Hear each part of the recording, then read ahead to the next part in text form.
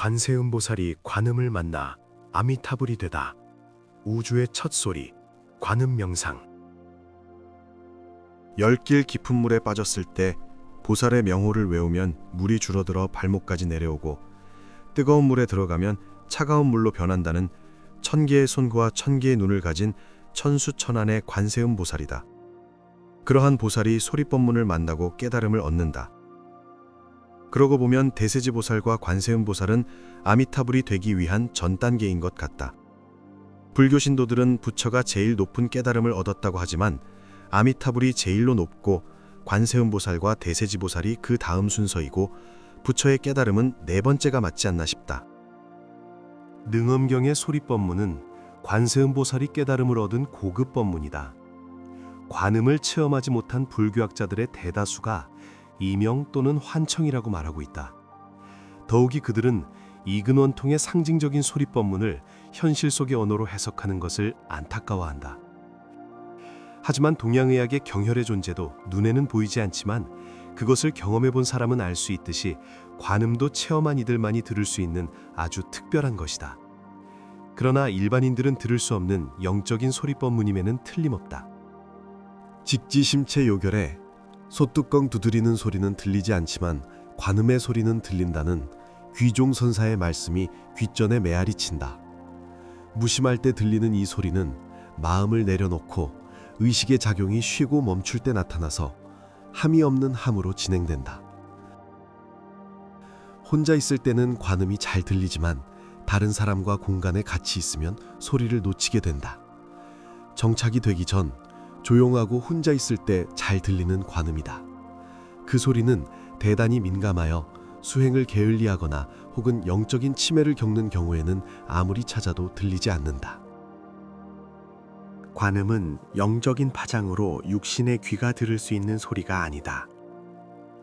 무심으로 맑음이 가득할 때 머리 언저리에서 시작한 소리법문은 점차 백회혈 가까이로 진행된다. 초기에는 머리의 가장자리나 혹은 저 멀리서 미세하게 들린다. 그러다가 점차 뚜렷이 들리기 시작한다. 인 상황에 따라서 들리는 부위와 소리의 형태도 각기 다르다. 어느 때는 시끄럽게 들리다가 어느 순간 조용해진다. 이때가 되면 능엄경에 범음, 해조음, 승피세간음의 소리법문이 존재한다는 구절이 저절로 이해가 된다. 범음이란 하늘의 소리를 말한다. 인간들이 흠모하는 영적인 파장을 비유하여 범천의 소리라 한 듯하다. 해조음은 바닷물이 빠져나간 뒤 조개와 갯벌 소리가 내는 소리인 듯 해조음을 얻기 위해 바다 가까이 사찰을 짓기도 한다. 그리고 승피세간음은 이 세상에 없는 소리다. 과학이 발달하지 못했던 시기인 만큼 전자기계음이거나 혹은 낡은 형광 등의 파열음과 같은 소리인 듯하다.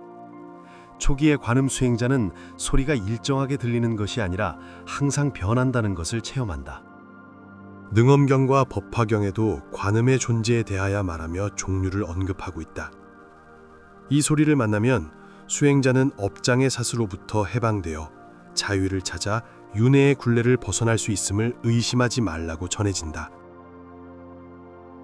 모든 사람에게 부처가 달 수 있는 불성이 있는 것처럼 하늘의 소리, 관음도 우리 모두의 내면에 분명히 존재하고 있다.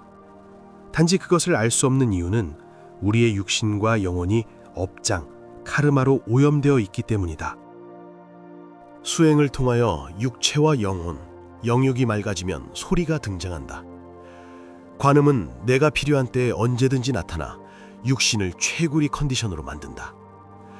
세속의 탐욕에 물던 상처와 갈증을 우연을 가장하여 치료해주고 마음의 평정을 찾아주는 역할을 한다.